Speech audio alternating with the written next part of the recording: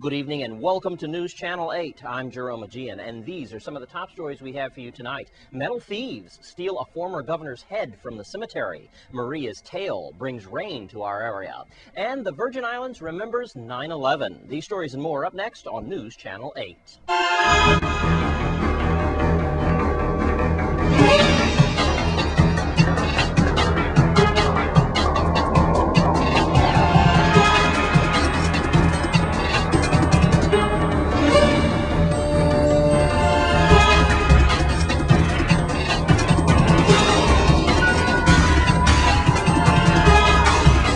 In our top story tonight, the Virgin Islands dodged a bullet named Maria, but the tropical storm has left us with a significant amount of rain. News Channel 8's Wes Small is on the line with Jose Alamo of the National Weather Service in San Juan, Puerto Rico. Well, right now we are experiencing the tail from the tropical storm. It has a lot of thunderstorms, a lot of rain in the area that are moving from the southwest to the northeast at this time. However, as this tropical storm moves to the west-northwest, these showers and thunderstorms will be moving more towards the east, and it will be affecting the U.S. Virgin Islands for the next several hours throughout the night, actually. All right. And Jose, could you please tell us, is there anything we should be concerned about for the next 4 or 5 days or so coming off of the coast of Africa? Anything coming our way, sir? Not right now. At this time, the National Hurricane Center does not have any area outlined that they are concerned about in terms of possibility of developing a tropical cyclone within the next 48 hours. So at this time, it doesn't look like there's going to be anything developing for the next few days that we are expecting in our area. And we want to thank Jose Alamo of the National Weather Service for his information tonight, and there'll be a full weather forecast at the end of the program this evening. And in other news, as the cost of metal goes up, the morale of thieves goes down. News Channel 8's Wes Small is at the tomb of former beloved Governor Cyril King. Thank you very much, Jerome. It is just a horrible situation. I'm here with Senator Positive Nelson. We are here at the resting place of former Governor, much beloved Cyril E. King. And we all know about the problem with precious metals being stolen.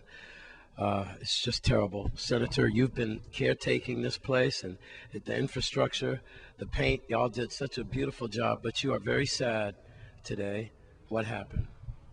Well, Wes, this past April 7th, we had a rededication of this mausoleum.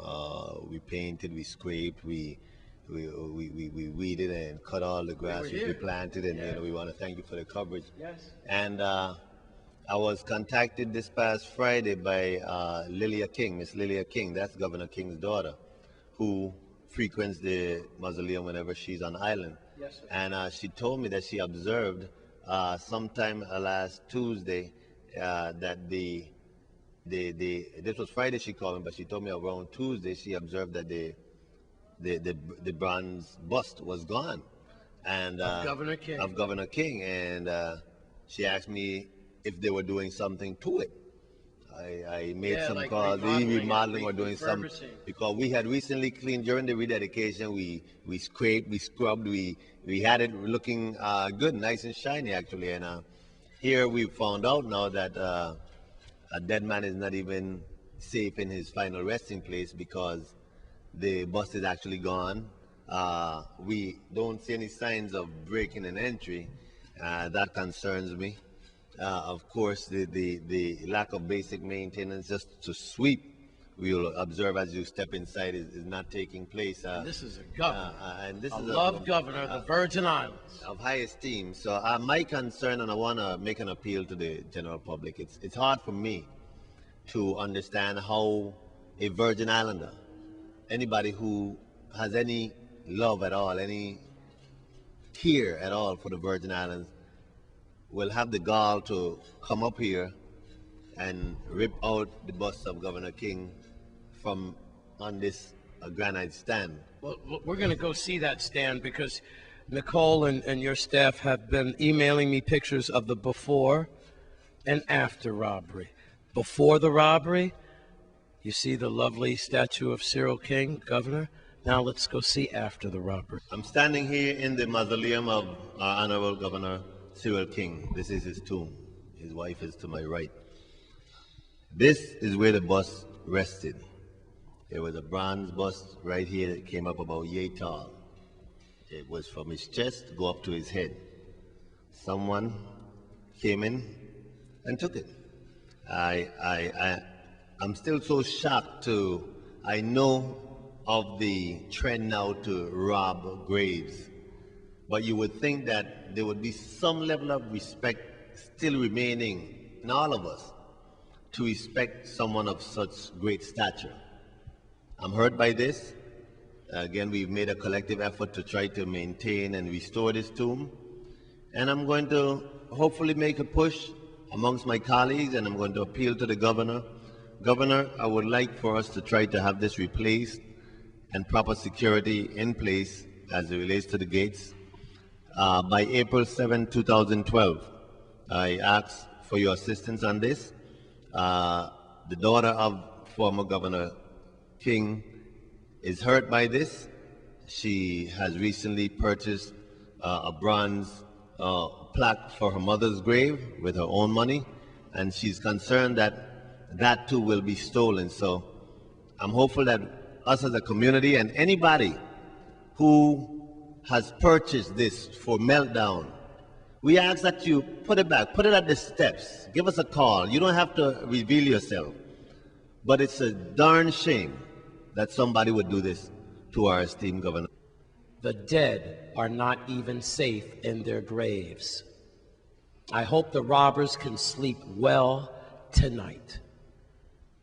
At Kings Hill Cemetery with Senator Positive Nelson, and now the unmarked tomb of the most beloved governor in VI history. I'm Wes Small for News Channel 8. And the 10th anniversary of the terror attacks against America was felt all over the world this weekend, from the football stadiums in the NFL to the Legion Hall right here in Christiansted. Let's take a look at the 9/11 Memorial on St. Croix. We are here today to reflect on events that took place 10 years ago that affected our country, that affected our territory, and affected all territories of the United States and the world.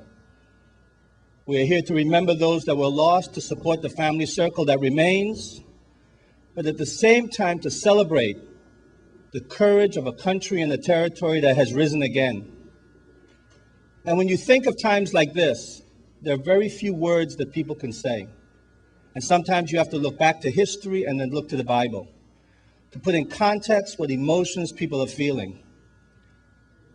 I can tell you that since January of 2007, when in my role I have had to walk down the apron, the casket of a soldier that we've lost, a colleague family that's lost a loved one, sometimes words are lost.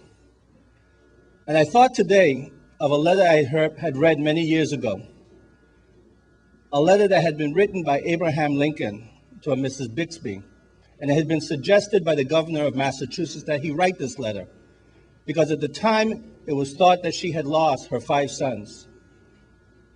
And this letter was written by the president to a woman and a mother whose sons were in the Confederate. She was a woman that disliked Abraham Lincoln. But it showed at that particular time that politics went to the side and patriotism came to a different level. In the letter he says, and one which I know many of us today are thinking and feeling on what happened on September 11th of 2001. I feel how weak and fruitless must be any word of mine which should attempt to beguile you from the grief of a loss so overwhelming. But I cannot refrain from tendering to you the consolation that may be found in the thanks of the Republic they died to save. I pray that our Heavenly Father may assuage the anguish of your bereavement and leave you not only the cherished memory of the loved one lost and the solemn pride that must be yours to have laid so costly a sacrifice upon the altar of freedom. When we come back, your Caribbean report plus another look at the 9/11 ceremony. Stay with us.